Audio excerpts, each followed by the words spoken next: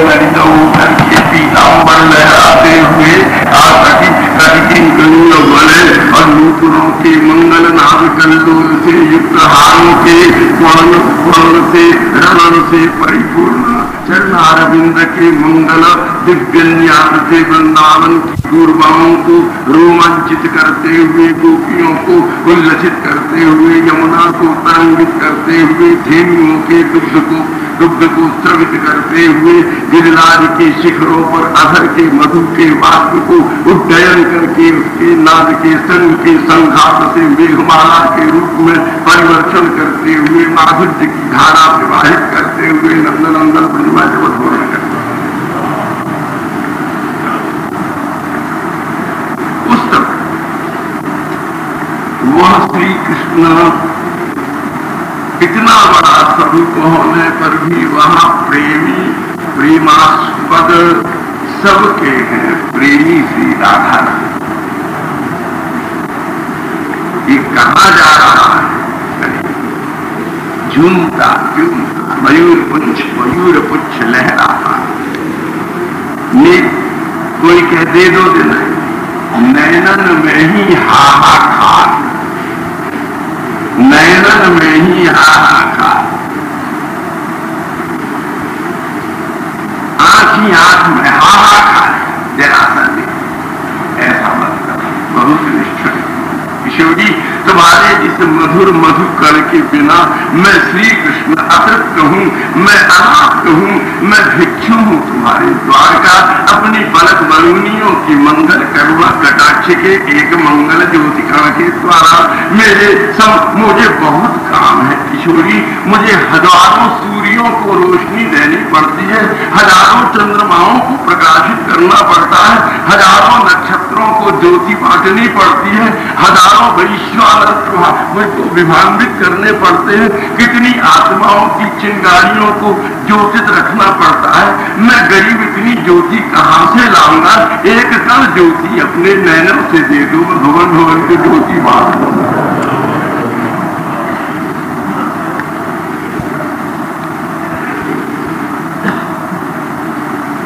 अरे कहीं का पावर हाउस तो हो जहां से लाइट आए, फिर कितने बल्ब जला लो, मोटर जला लो, कुछ कर लो, क्या प्राप्त है, लेकिन सारे के सारे श्री कृष्ण के प्रकाश के, रस के, भाव के, लालित्य के, माधुर्य के, लावण्य के, सौख्य के, सौमनस्य के, सौजन्य के, सौभाग्य के, सौभाग्य के, सौलभ्य के, श्री कृष्ण के समस्त कारुण्य के, वात्सल्य के, श्री कृष्ण के अखिल निखिल साहस्य के, सौरस्य के, साहित्य के, सौहित्य के,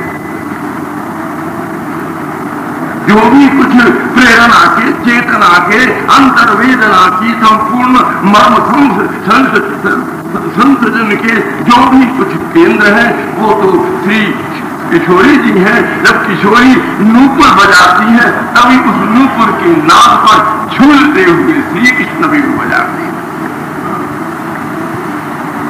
नदी तो प्रेम की निकली है, प्रिया के चरणों से बही है, प्यारे के अधरों पर उच्छलित हुई है, गोवर्धन के शिखरों पर बिखरी है, सौभाग्य के आकाश में और बह रही है रसिकों की प्राणभूमि है।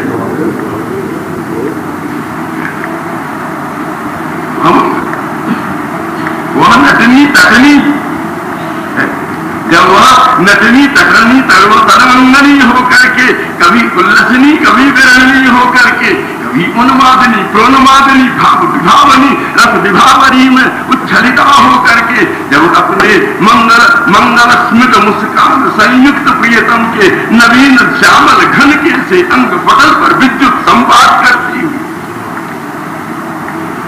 वृंदावन की अन्वेषी में ढोरण करती है, उस समय उस प्रिया की अदा, अरे प्रिया रसिकों की भूमि, उस प्रिया के कटाक्षों के टपकते हुए समुद्र चुटाते हुए रस के निर्झर बिंदु बिंदु कर टपकते हुए माधुर्य के अनंत अनंत अनंत अनंत महान महान सिंधु ठाकुर पी कर गई प्यासा। इसलिए पाद सेवा प्रिया जी का पाद से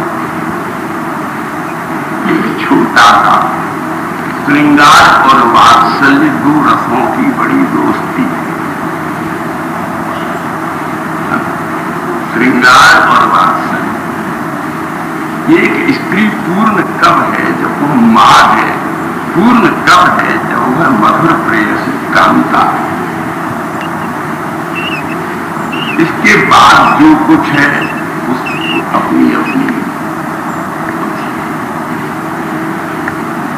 देखो भैया, अब कहने में तो नहीं है लेकिन कहें स्वभाव है। श्री वृंदावन क्या है? श्री वृंदावन है प्रिया जी का नवीन स्तन मंडल।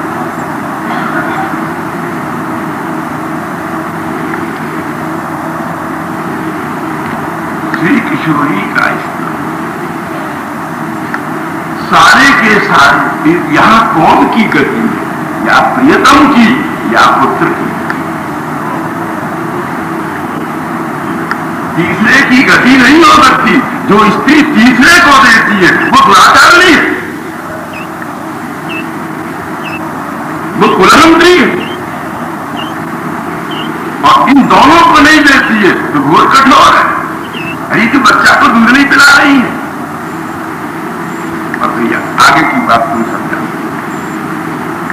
वृंदावन के श्री सारे के सारे रसिको, भावुको, शरणागतो, प्रपन्न कहाँ है? पाद सेवनम, यानी वृंदावन धाम रूपी मैया श्री किशोरी जी का जो स्तन है उसी में से चुचा रहा जो श्री कृष्ण लीला का रस है, वही जिनका दूध है। उस दूध को चूस चूस करके रसिक पल रहे हैं और वही का रस पी पी करके कृष्ण जी रहे हैं।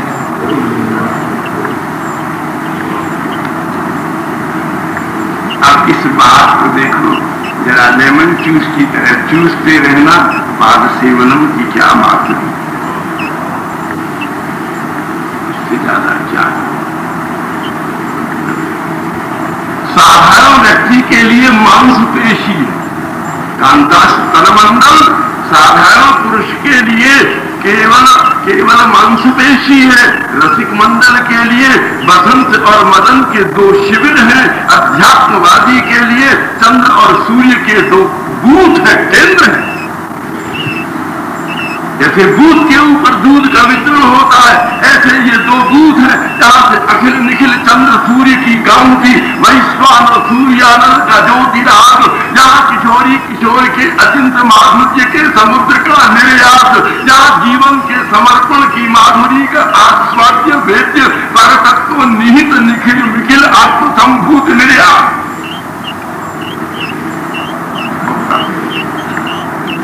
और इस गुप्त और गंभीर हमारे मुंह से निकल ही गया। इन सब पात्रों वृंदावन कहां कौन जा सकता है? जो अबोध शिशु, मातृस्तन तक तो केवल अबोध शिशु, उसको तो खुद कंचुकी उठा करके मैया उसके मुख में दे देती, कांत स्वयं कर चुकी उन्मीलन पूर्वक उसे ग्रहण कर लेता। जो शरणागत रसिक है वे श्री कृष्ण उसका माधुर्यास्वादन करते हैं। और हम सब इतने निखिल जन हैं। देखो एक बड़ी भारी बात है, हम सब तो यहाँ पे सब स्त्री हैं, कोई पुरुष नहीं है। अपराध हो जाएगा सत्संग में पुरुष बन के बैठने में। कोई ज्ञान की सीमा कब तक है? बड़ा गहरा रस आ गया, हम इसको नहीं खत्म कर रहे। बहुत गंभीर रस आ गया पाद सेवनम। प्रहलाद की वाणी है, देखो मातृस्तन परित्यागा कांता कुछ परिग्रहा। ये विद्याध्ययन की सीमा है, कोई स्पष्ट नहीं करेगा। इसके बीच में जिन्होंने जो पढ़ लिया वो पढ़ लिया, बाकी तो सिर दर्द।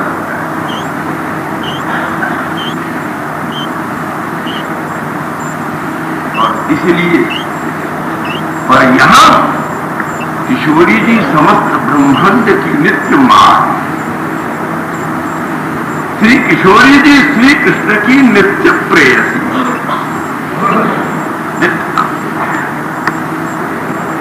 पत्नी के श्री किशोरी जी श्याम सुंदर की गौड़ीय संप्रदाय की पद्धति के अनुसार पत्नी नहीं है। हम और सबको प्रणाम करें। श्री रूप, श्री सनातन, श्री जीव, श्री रघुनाथ भट्ट, रघुनाथ दास। पत्नी वो होती है जिसको तुम आंख दिखा सकते हो, डांट सकते हो, जो तुम्हारे पैर पड़ती है। इनको दिल रखो, जिनके तुम पैर पड़ती हो, क्या तुम स्वामी करती हो। पत्नी वो है जिसके तुम, जो तुम्हारे पैर पड़ती है। प्रेयसी वो है जिसके पैर तुम चाटते हो, खाना खाते हो, ललचाते हो। स्वामी एक एक महाराज डंडा मारो, लट्ठू मारो, कुछ नहीं होता है। और प्रेयसी नेक आंख तरेर लेती है तो प्रीतम के प्राण के ऊपर बिजलियां गिर जाती हैं। वो जब रूठती है तो ये ठाकुर हार खाता है। तीनों लोग का ठाकुर मनिहारन बन करके, बनहारन बन करके, कहा जाने बूझ जाने कौन कौन। सबसे बड़ा ग्रंथ प्रेम संकुट, जिसमें मथुरा की नागरी बन करके श्री कृष्ण आए और श्री राधा रानी के सामने श्री कृष्ण की जब निंदा की, तुम ऐसे लंपट को चाहती हो, वो तो धूर्त है, वो तो हमारा बर्ताव हुआ है। तब किशोरी जी आनंद विभोर हो गए, बोले क्यों? बोले मैं तुम्हारी बहुत कृतज्ञ हूं। तुमने ये जितने दोष कहे हैं, इनसे तो प्रेयसियों का प्रेम बढ़ा करता है, घटा थोड़ी करता है। अगर वो लंपट नहीं होता, धूर्त नहीं होता तो बिहार क्या करता? यदि रसिक नहीं होता तो रस कहां से देता? यदि वो धूर्त नहीं होता तो हमारा प्रेम भाजन कैसे हो?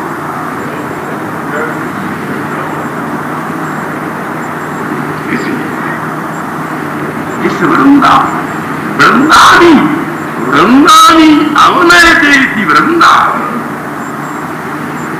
रस के जो वृंद समूह, भाव की जो सेना है, संचारियों का जो दल है,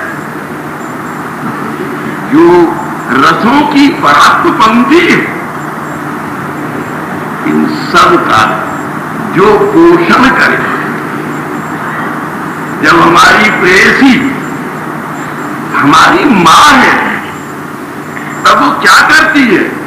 हमारे काव्यजन्य भावों को अपना रस पिला करके बालक की तरह पोषण करती। जब वो हमारी मित्र है, तब विनोद से कोई कहे, जनक कहे, हम कहें भैया मुझे दूध पियो, बोले महाराज 1-2 मिनट बैठ। माथे पर बहुत बोझा, लकड़हारे के लकड़ी का बोझा कोई दयालु दूसरा रास्तागीर उतार देता है। लेकिन ध्यान रखना, दिमाग के ऊपर दुनिया वालों के द्वारा रखे गए जो लकड़ियों के, चिंताओं के बड़े बड़े बोझे हैं, वो तो गुरु ही अपने हाथों से सहारा देकर उतरवाता। उन बोझों बिना, और फिर क्या लकड़हारे से कहे दूध पियो, बोले न मेरा बोझा तो उतरवाओ, मरता जरा रस तो पियो, पाद सेवनम, तो वो दुख करके कहेगा न माथे के बोझे तो उतारो।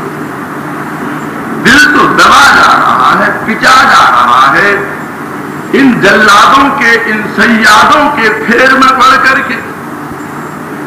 दिल का तो एक एक खून कण कण निचोड़ लिया गया। इसको तो करो।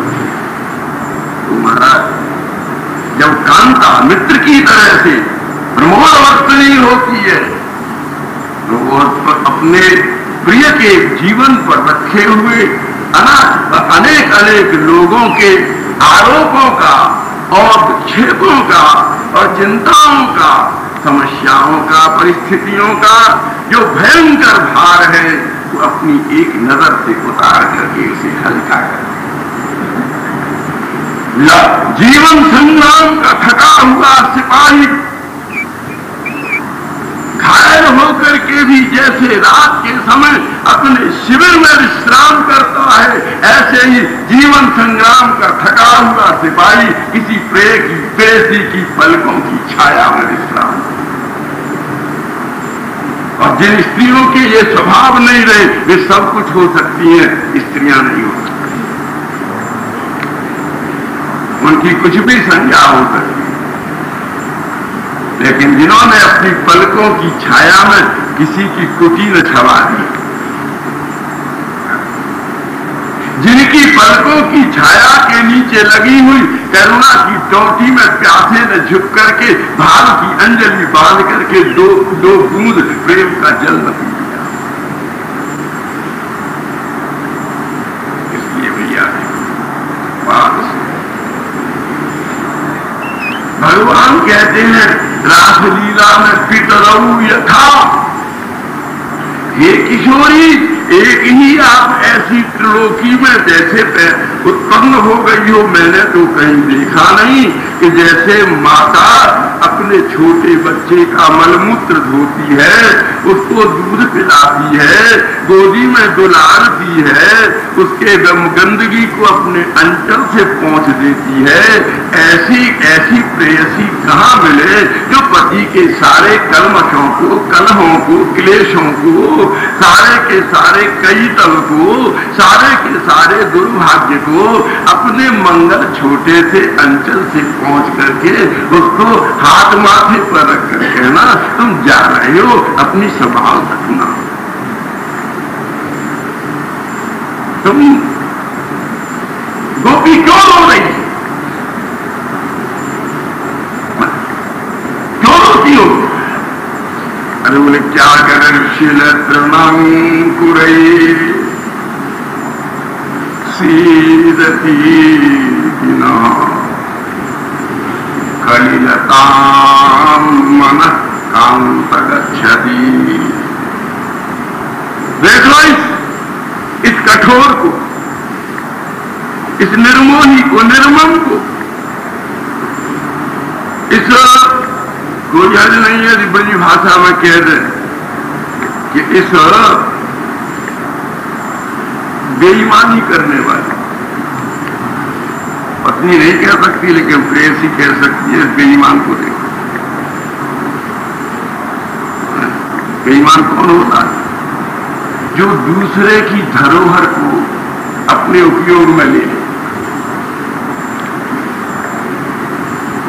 दूसरे की धरोहर को ले।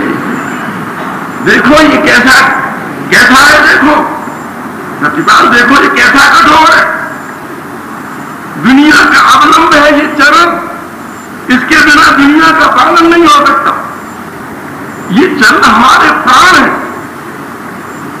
और इनको इस दूरवा की नौकों के ऊपर धर करके कठोर चल ले रहा है। ये चरण जब उन घाट पर कठोर जमीन पर चलते हैं कि लोगों को कितनी पीड़ा होती हुई है, जो कुचों पर रखने के योग्य और पलकों पर संभालने के लोग और अंचल और हृदय बिछा करके रखने के योग्य, जिनको जबते सुजात चरण अंबुरहस्तनेषु भीता शनैः प्रियदधि मही कर्कशेषु तेना तभी अदसी तब व्यथते न किंचित् पूर्वाद फिर भ्रमत भी भवरांक्षाम।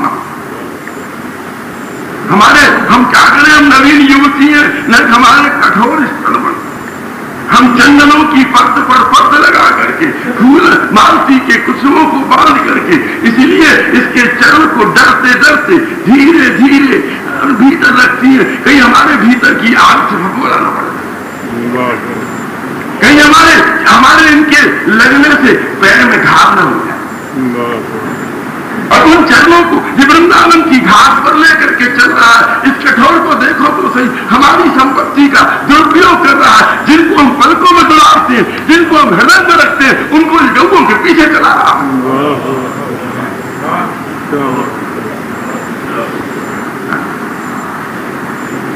बंधन क्या का है? बंधु जीवन का साथ, जिसको प्यार करते हो उसको फूलों का मान, वो बहुत कोमल। उपासना प्रिय की नहीं, प्रिय की मृदुता की, प्रिय की मखनता की, प्रिय के सकुमार्य की। बहुत सुकुमार, बहुत सुकुमार। और वो जब सुकुमार इस तरह से चल, गोपियों का लोग वेस्ट कर रहा है,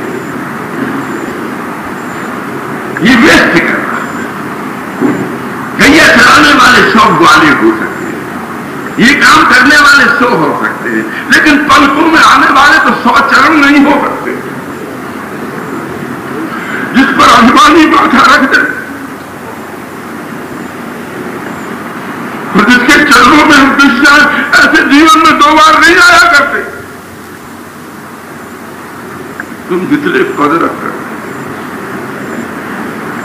इधर उधर जा रहे हो, उतने पद हमारे पलकों पर रखो, उतने पद हमारे हृदय पर रखो।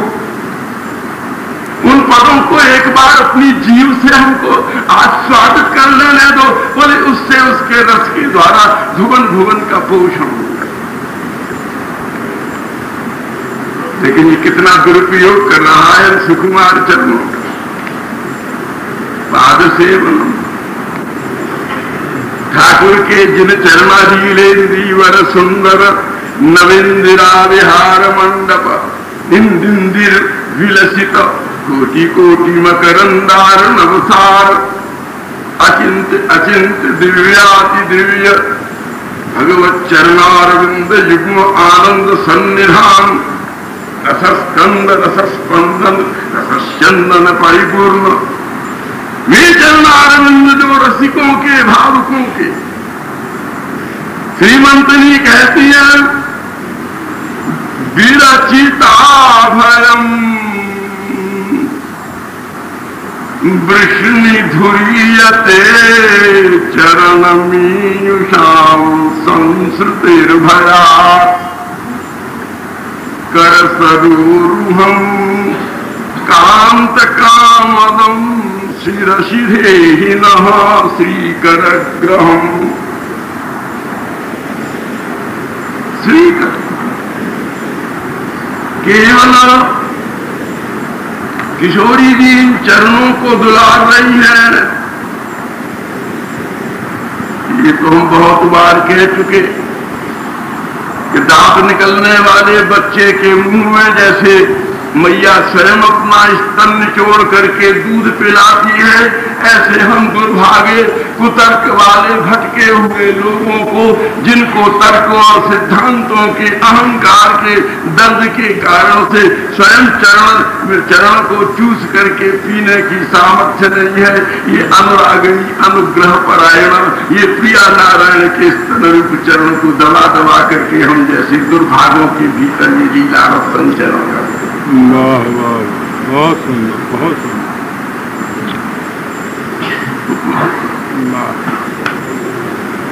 और वो रसस्पंदन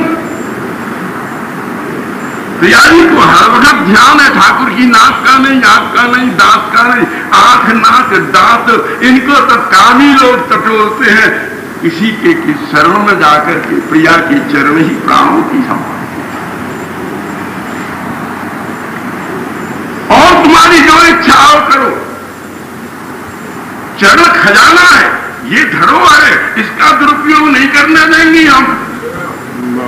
पाद सेवन, पाद पर हमारा अधिकार है, चरण हमारी संपत्ति है, चरण हमारी विलसिति है, चरण में हमारी स्थिति है। हमारा दिल तुम्हारे चरणों में, तो हमारे दिल को कैसे रोक सकते हो? हमारी आंख तुम्हारे चरणों में, हमारी आंख कैसे फोड़ सकते हो?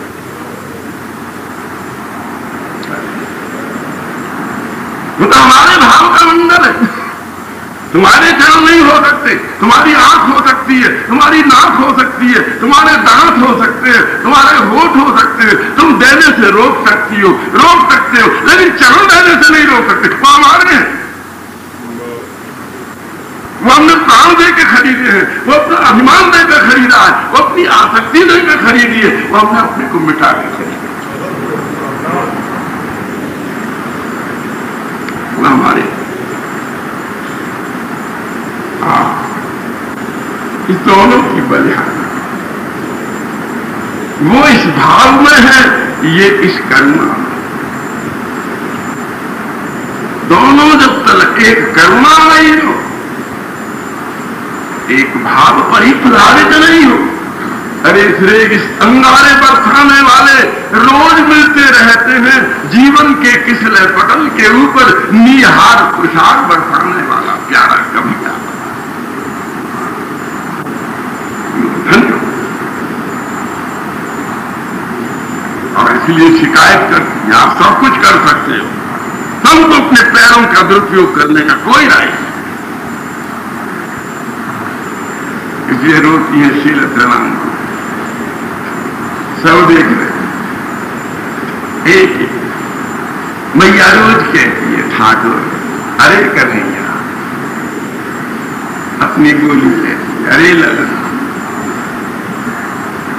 लोग क्या कहें, इतने बड़े घर के कुमार,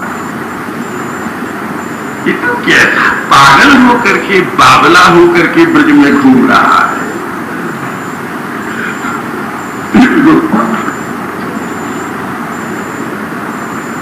तुझे किसने पागल बना दिया, ये क्या कर दिया उस ब्रजभान की उस बेटी ने कि मेरे बेटे को सौराहे पर लूट लिया।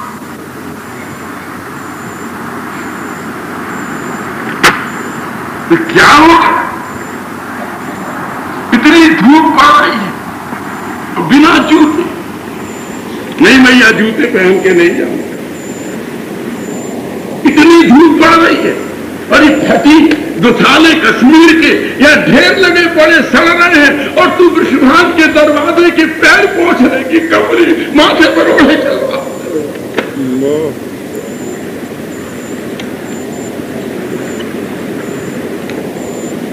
क्या तेरी दशा कर मैया, ऊपर से सूर्य जब धूप गए और शरीर जब चलता है तो ये कमरी में से चांदनी छड़ी।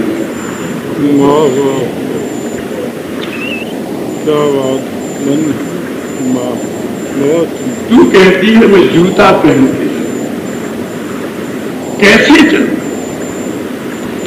तूने मेरी नजर से तो देख, कदम कदम पे एक रखने को तिल की जगह नहीं है, सबरी ब्रज गोपिकाओं ने आंखें बिछा दी हैं, कितनों ने अपने हृदय बिछा।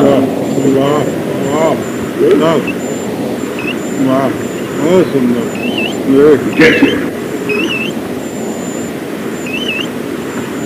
मैया, मैं इसी शर्म के मारे मरा जा रहा हूं कि लोग हंसी उड़ाएंगे, नहीं तो मुझको तुलसी वृंदावन में अपने सिर के बल चलना, लेकिन मैं झुकी पर। बात यह है कि जब नीचे कोई घास हो, कोई नीचे कोमल कोमल चीजें हों, अद्भुत बात है। तब नीचे कोई घास हो, फूल हो, समुद्र में तो बहुत रत्न है, बहुत पेड़ है, सब जानते हैं। समुद्र के भीतर तो बड़े बड़े बगीचा है, प्रवाल की, लोगा की, मणियों, बड़े बड़े तरु, लेकिन उनको चोटियों नहीं पहुंचती कि उनके ऊपर बहुत पानी है। जहाज निकल जाते हैं, नाव निकल जाती हैं, बेड़े निकल जाते हैं, मछलियों की नावें निकल जाती हैं, समुद्र संपत्ति को क्षति नहीं। वृंदावन में इतना पानी हो गया है मैया, कुछ गोपियों की आंखों ने दे दिया और कुछ मैंने अपनी बंसी से अपना ही सारा पानी निचोड़ करके और वृंदावन में इतना कर दिया है कि वृंदावन में चल ही नहीं पाता हूँ। जूते पहन के चला जा सकता है, जूते पहन करके दलदल में और पानी में तैरा नहीं जा सकता है। मुझे वृंदावन में चलना नहीं पड़ता है, सबकी आंखों के भरे हुए पानी में तैरना पड़ता है।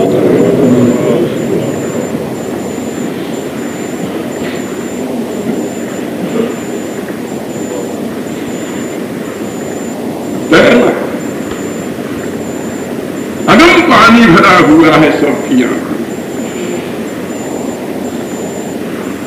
मैया जब श्रीमंतनी अपने वक्षस्थल के ऊपर चंदन की मोटी मोटी परतों का आलेप करके चलती है कि कहीं कृष्ण विरह के लालसा की निकली हुई चिनगारियों से प्रीतम के पीतांबर में कोई दाग ना।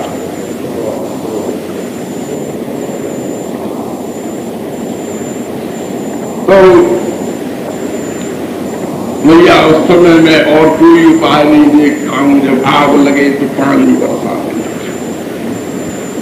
और मैं उस समय कमाल संतले प्रभंग ललित हो करके अपने शिलत गात से जब अपनी वंशी के नव छिद्रों पर नखमणि विलसित सुंदर अंगुल स्वरम करके जब वेणुवादन परायण होता हूँ और मंगल अधरवास को अनंत रूप में परिप्लावित होता है, उस समय उस प्रवाहित से गोपियों के वक्षस्थल का चंदन, आंखों का अंजन, माथे का सिंदूर, चरणों का यावक, ये सब गए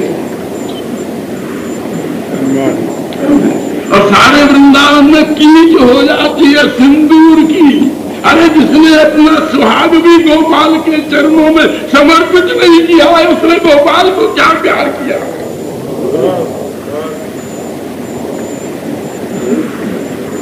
ठाकुर को चाह करके, ठाकुर के किसी को चाह करके अब किसी को चाहोगे तो बड़ा जुल्म है।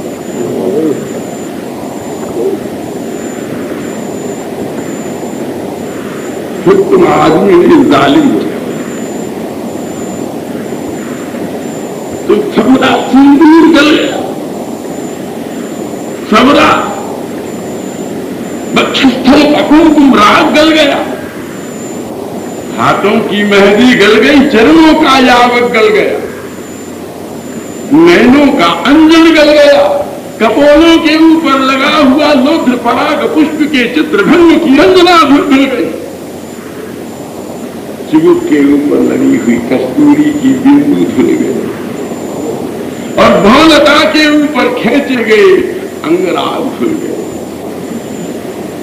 और इतना गला के मैया घेटू घेटू कीच हो रही है। और फिर उसमें आ गई कराहती आवर्ती, तो उनकी आंखों के आंसुओं ने गिर करके उसे गदला कर दिया। अब बता मैया मैं गरीब कैसे चलूं कदम कदम पर इतनी कीच। और ये गौ जो है जिसे हाँकता मैं हूं, चराता मैं हूं, लेकिन ये कठोरनी पक्ष करती है श्री किशोरी जी का। क्यों कि वो करदम सूख है ना, कृष्ण जल्दी से न निकल जाए। जितना धीरे धीरे चलेगा, जितना धीरे चलेगा उतनी उतनी छवि हम आंखों में।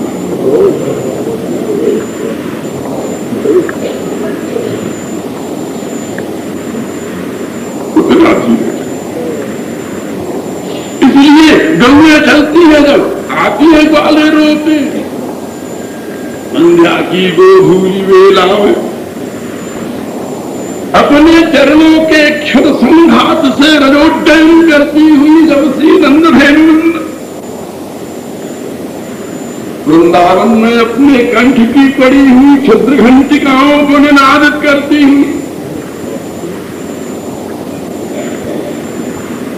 गंडिकांजन की अरुणिमा को संध्या के अरुण राग में सम्मिश्रित करती है। जब चलती है तो देखती हैं कि किशोरियों के वक्षस्थल का कुमकुम सूख रहा है और ठाकुर अब जल्दी जल्दी डग उठाने लगा है, तो वे अपने स्तन मंडल से दूध की धारा छोड़ देती हैं, जो सूखा हुआ कर्दम फिर गीला हो।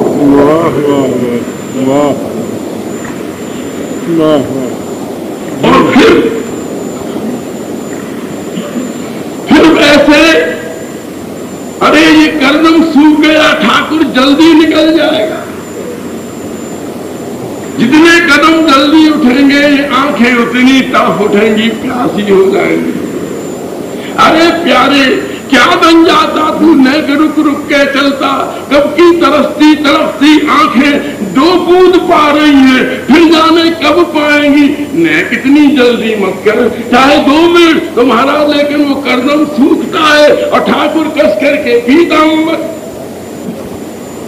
फिर जब तेजी से चलता है तो नारद आदि को, शिवादि को, ब्रह्मादि को, अंगिरादि को आकर के अपने स्वरों के द्वारा वह दिव्य भाव प्रबल आंसुओं का वह अजस्र प्रवाह परिप्लावित कर देते हैं कि कर्दम हो जाता है। वाह वाह वाह, कर्दम को सूखने नहीं देते। और फिर भी वो सूखने लगता है। तब गोपी कहती हैं, कालिंदी कालिंदी तू ही तो हम सबकी सरदार है। अगर तेरी सरदारी में भी हम प्यासी मर गए, दुनिया के प्यासे पानी पिएंगे, लेकिन जिन्होंने प्राण दे दिया है वो तो प्रिया की अधरों के दर्दव्यामृत को और आंखों की करुणा को पीकर ही जीवित रहे। तो कैसे जिए? तुम प्यासा मार लोगे, तुम भूखा तड़फा करके मार लोगे।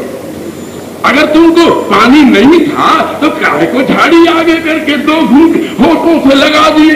जब तक नहीं लगे थे हम पानी नहीं है इस आशा में जी लिए, जब ठंडे पानी लग गए हम कैसे जिए? अब कैसे? तो फिर कालिंदी तू हमारी नहीं सुनेगी, और कालिंदी में ज्वार आ जाता और वो अपनी ऊंची ऊंची तरंगों के द्वारा संपूर्ण वृत्त अपने ही किनारों का बिछे हुए पत्थरों से टक्कर लेती है। और तब जो जल बिंदु को छल होकर के वृंदावन की दूरवांकुरित मही पर जब विच्छिन्न होते हैं, बिखरते हैं, तब पुनः विकर्दम हो जाता है। बोले कहाँ फंस गया? 1 मिनट में मेरी आज्ञा से सूर्य चल रहा है, चंद्रमा चल रहा है, ये प्रकृति चल रही है, प्रलय चल रही है, जीवन मरण चल रहे हैं, ब्रह्मा शिवादिक चल रहे हैं, लेकिन ये कैसा वृंदावन है जहाँ मैं ही एक कदम नहीं चल पा रहा। क्या बात, बहुत सुंदर, दिव्य आती देव, पाद सेवा।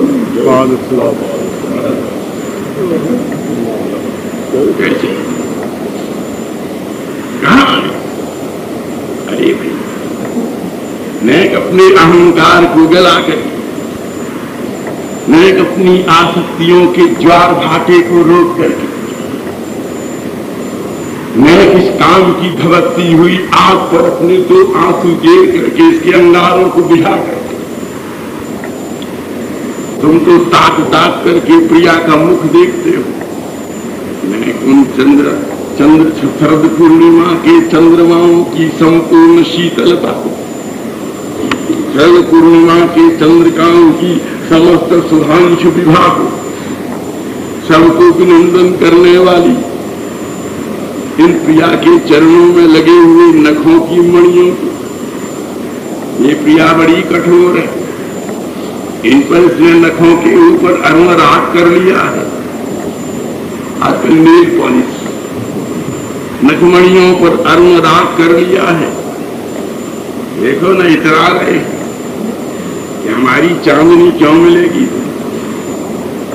रस हमारा है, रूप हमारा है, छवि हमारा है। तो बोले थे तो ठीक था, लेकिन तुमने प्राण भी तो हमारा ले लिया है, प्राण भी तो तुम्हारे हैं, ये सब तुम्हारा है, तो हम क्या गैर रह गए? प्राण भी तो तुम्हारे हैं। रूपी कहते हैं प्राण हमने दे दिए हैं, इसको दे दिए हैं। अरे कोई को हम गैया देते हैं इसलिए कि उसको ठीक से पाले पोसे, हमने इसको प्राण दिए हैं कि जरा इसको ठीक ठीक खिला देना, अपनी आंखों का थोड़ा सा रस, अपने अधरों का थोड़ा सा मधु, इसको थोड़ा सा खिला देना, एक गस्सा कभी अपने हाथों से, और तुम कुछ न करना। इसको चैन नहीं पड़ता है, थरोरुहम, इसको तभी विश्राम मिल जाता है। औरों के पैरों की लात खाई हुई, औरों के पैरों का ठुकराया हुआ, लात खाया हुआ जीव जब थका मादा अपनी प्रिया के चरणों का सहारा लेकर के लेटता है तो उसके परिश्रमों का ज्वार बढ़ जाता है। दुनिया के मारे हुए थके हुए आप दास ने संतुष्ट किया है। चरणमीयुषाम संस्कृतेर भया, श्रीमंतरी गोपी कहते हैं संस्कृत है, संस्कृति ही। हे संसार के भय के मारे हुए, आपत्ति विपत्ति के मारे हुए, अभाव प्रभाव के मारे हुए, आदि व्याधि के मारे हुए, हे संसार के आक्षेप विक्षेप के नीचे दबे हुए, हे प्राणियों जल्दी आ जाओ, जल्दी आ जाओ। बोले क्यों? ऐसे लोगों के लिए विश्राम का शिविर ही गोविंद का है, ठाकुर का आचरण। और कहीं विश्राम स्थान में करुणर वचसाम जीवनम सज्जनानाम वीरम धर्मदमस्य प्रभुवतु भवदाम भूदय। जो भी आएगा, अब तक जितने आए हमारे लिए सौगात तो लाए, जितनी जिंदगी कोई कम थोड़ी आए। बड़े बड़े नाज अंदाज वाले आए, बड़े बड़े नखरे वाले आए, लेकिन क्या लाए? बोले हमारी छोटी सी पलकों को संग्राम की सौगात दे गए।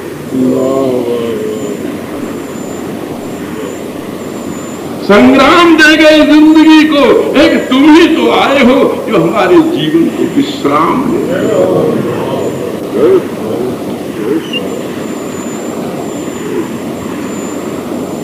तुम्हारे पेड़ का क्या बिगड़ जाएगा अगर दो क्षण पेड़ नहीं मने नहीं करता है कि पथिक उठो, देर हो गई।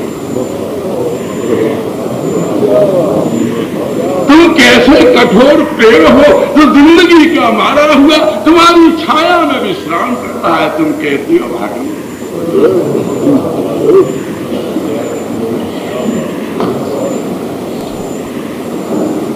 बहुत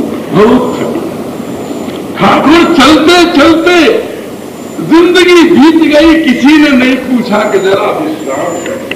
जब श्री वृंदावन पाद सेवनम, जब धाम के तमाल कदम के इस सुंदर का, यहाँ के कीर कारंड की ध्वनि के, यहाँ के धेनुओं के, यहाँ की धेनु, यहाँ की वेणु, यहाँ की रेणु, यहाँ का नंद सूनु, यहाँ का वृषभानु सुतनु, इन पांचों के घेरे में आकर के बोले क्या मिला वृंदावन में? बोले चैन मिला, समाधि में बूंद न मिली, वृंदावन में सिंधु मिल गया।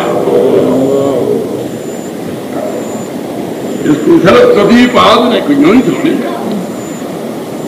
अनुभव देखो, आरोपित नहीं, अनुभव। जीवन का संगीत अनुभव है, अनुभव। सरस्वती पाद अनुभव कहते हैं कि यत्र प्रविष्ट सकलोपि जंतु आनंद सच्चित घनता। महाराज समाधि को कौन को मिलेगा? योगी को, तपस्वी को। वृंदावन की रजकणिका का भी अगर छोटा सा दर्शन हो गया, प्रेम धाम वृंदावन प्रेम धाम। भैया देखो गौधाब्द में क्या क्या काम बाकी है तुम्हारे। बोले अब कुछ बाकी नहीं है, मरना बाकी। तो बोले फिर मरने के पहले क्या चाहती हो? बोलो, जब तुम मरना चाहते हो, मरने वाले से पहले पूछते थे, राजा भी पूछते थे, इसको फांसी होती थी, बोलो भाई तुम्हारी अंतिम ख्वाहिश क्या है, बताओ, उसको पूरी कर दो। तो हम मरने वाला केवल एक कहता है कि ठाकुर और सब कर लिया, जो करना न करना, बुरा अच्छा सब कर लिया, कुछ करना नहीं, एक काम ही बाकी रह गया है कि यदि हो जाए आप कर दो। मरने के पहले एक इच्छा है कि हम जैसे गरीब को भी कोई प्यार करे। आशा नहीं, तुम्हारी कृपा के सिवाय इस कठोर जगत के जीव की सामर्थ्य नहीं है। अरे टूटे दांत के, पिघले हुए पिचके हुए शरीर के, चिता की ओर जाने वाली गति वाले दुर्गंधित रोगों के मंदिर, रागों के मंडप, आक्रांत संतृष्ट संभ्रष्ट, उनको कौन चाहेगा? कौन चाहेगा? तेरे पास रूप नहीं, यौवन नहीं, धन नहीं, तन नहीं, विद्या नहीं, भाव नहीं, गुण नहीं, संस्कार नहीं, साधन नहीं, सिद्धि नहीं, तुझे कौन चाहेगा? और किसी न किसी रूप में आकर के सिवाय श्री कृष्ण के कोई नहीं चाहेगा।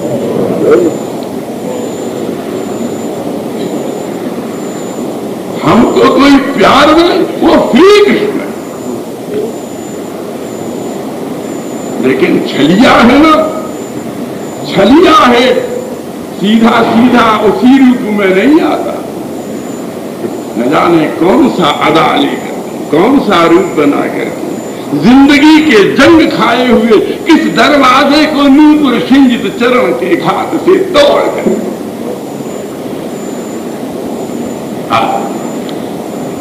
और जैसे कोई होली के दिनों में तदोराज करैर्मुखम प्रत्याविलिंबन्नरुणैन शंतमयि सत श्रेणीनामुदिगच्छुटोमृजन् प्रिय प्रियाया एव दिग्दर्शनम्।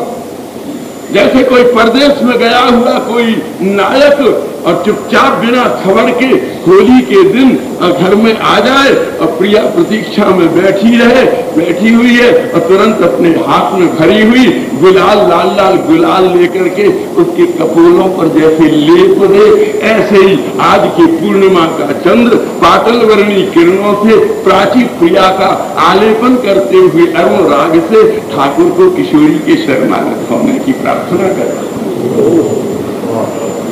हेलो राहुल, गुरुबामुखी प्रिया, ऐसे ही भैया तुम भी अपने अरुण राग के द्वारा, जैसे होली के दिन का कोई नायक अपनी मधुर प्रिया के कपोलों के ऊपर कीशुक राग का आलेपन करता है, अरे तुम भी तो अपने हृदय की प्याली के भाव के गुलाल को उसके कपोलों पर हम तो तुम कोई रस की बात कहते हो तो वो तुम समझोगे नहीं कि खींच करके उद्धरई कथले चटपूरक क्रिया के द्वारा नीचे पड़ी हुई कुंडली को एक झटका से ऊपर उठा करके सहस्त्राधार का भेदन करके पिंगला के सहारे चढ़ा करके ध्रुव चक्र का उद्भेदन करके शून्य चक्र के मंडल में स्फोट उत्पन्न करके अनहदनाथ विभावित इच्छा शक्ति, क्रिया शक्ति, ज्ञान शक्ति का स्मरण करके उस दिव्य मंगलाग्नि की धारा का कल्लोल करूं, जिससे कि तुम्हारी अंतर चेतन वृत्ति का अभिषेक हो। ये तत्व से कथन है, वो रस से बात। तो इसलिए एक सभी बात है भैया, देखो बहुत फैल चुके, बड़े बड़े फ्रेंड्स, बड़े बड़े महात्मा, बड़े बड़े गेस्ट, बड़े बड़े डिनर लंच, बड़े बड़े लोग, रिश्ता संबंध रिलेटिव्स का आगमन। अरे भैया मान जा, तेरी हाथ आ रही सतकाल मान जा और समेट ले अपने को, रख दे गोविंद के चलो। ये तुझे ही नहीं छोड़ेंगे, इन्होंने हमको छोड़ा नहीं, चूस लिया आम की तरह और छिलके गुठली की तरह धूले पर फेंक दिया है। और छिलके गुठली के सिवाय क्या रह गए? अरे वाह, फिर भी कोई ऐसा आ जाए। महाप्रभु के एक भक्त थे जो फेंके हुए आम के छिलके और गुठलियों को चूसते रहते हैं, ऐसे वो भी कोई श्री कृष्ण का दास ही होगा जिसने हमारी छिलके गुठली और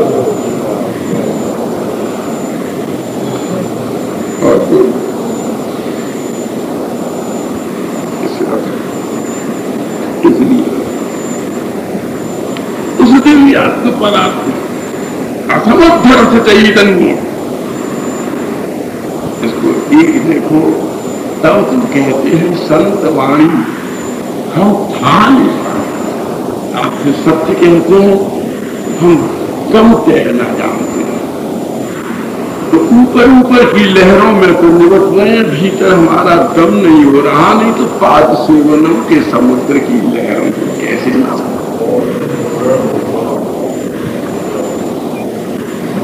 कमजोर। हम कह रहे हैं जरा हमारी बाह पकड़ ले, तेरा क्या बिगड़ जाएगा?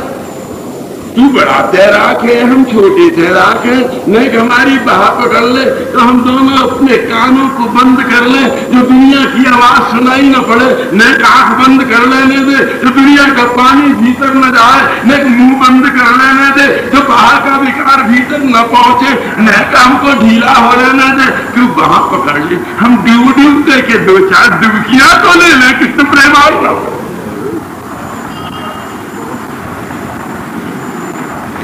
इतनी इतरा रही, नहीं कि बाहर पकड़ लेगी, बच्चे का और बूढ़े का हाथ नहीं पकड़ेगा तो दयालु कैसे होगी?